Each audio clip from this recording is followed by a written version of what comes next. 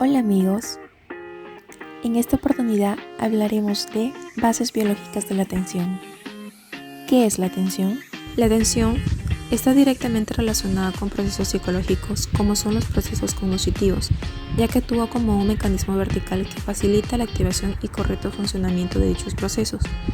Se la puede relacionar con la motivación y la emoción. El trastorno por déficit de atención e hiperactividad es considerado o tipificado desde la rama psiquiátrica de la medicina como un síndrome, determinado a partir de un conjunto de síntomas, que se suele abordar entre otros tratamientos mediante psicofármacos.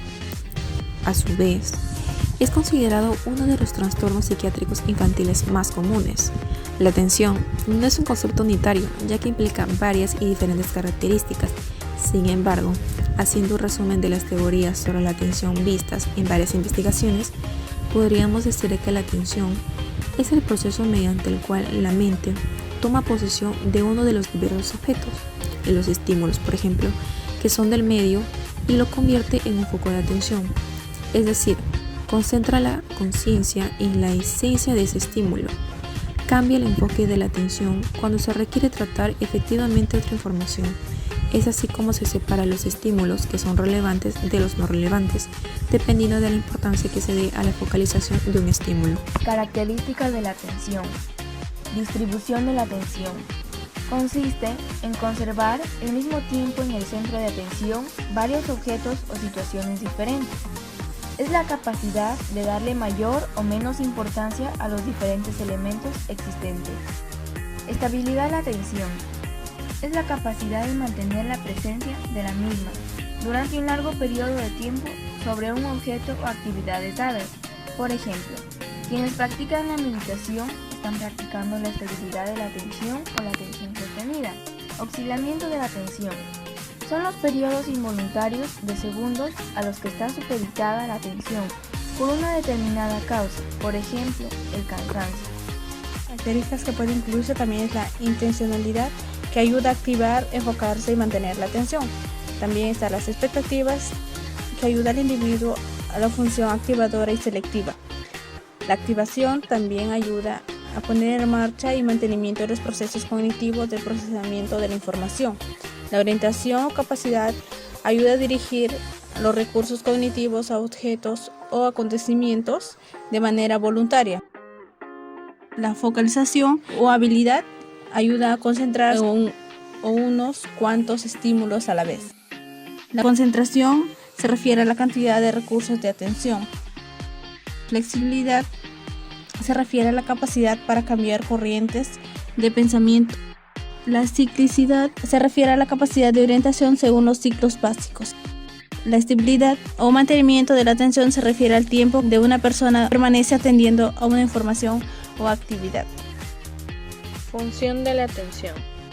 La función de la atención es seleccionar de entre todos los estímulos sensoriales que llegan a la vez y de modo continuo al cerebro, aquellos que son útiles en ese momento para llevar a cabo una actividad motora o proceso mental. Existen tres funciones básicas de la atención, que es la orientación hacia los estímulos sensoriales, detección y selección de los estímulos relevantes y mantenimiento del estado de alerta. Factores de la atención. Existen múltiples factores determinantes que pueden afectar al funcionamiento de la atención y pueden definir a qué estímulos se va a dirigir la atención. Tenemos los factores externos, o también llamados determinantes externos. Nos referimos a aquellos que dependen del medio ambiente. Factores internos o determinantes internos. Puede incluir a aquellos elementos que provienen de la propia persona. Tipos de atención. Los tipos o clases de atención se caracterizan en función a dos criterios.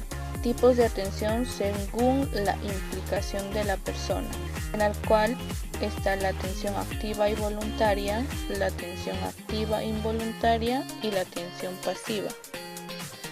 Tipos de atención según el objetivo y el grado de activación. Tenemos la atención selectiva o atención focalizada, atención dividida, atención sostenida. Localización en el cerebro. La atención constituye una focalización de nuestra conciencia que permite filtrar la información de manera adecuada. Como la atención está integrada por componentes perceptivos, motrices y motivacionales, su neuroanatomía se distribuye en diferentes regiones cerebrales, subcorticales y corticales. El lóbulo frontal, el cuerpo calloso, el tálamo, el núcleo pulvinar, el córtex parietal posterior, el sistema activador reticular y el folículo superior. Patologías de la memoria. La patología nos muestra cómo se puede disociar la memoria de la inteligencia y los diversos tipos de memoria entre sí. Entre ellas podemos hablar de la anamnesis, una ausencia de recuerdos de un periodo determinado de la vida. Esta se define como una alteración de la función cognitiva en la cual se afecta a la memoria o bien exclusivamente o de manera más destacable que el resto de las funciones intelectuales.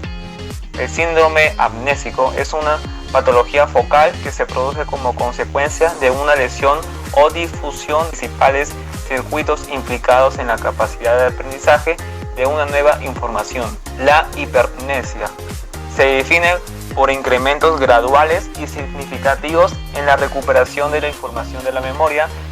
Es el número total de estímulos que recuerda una persona en una determinada ocasión, ya sea en intentos sucesivos o entre grupos experimentales.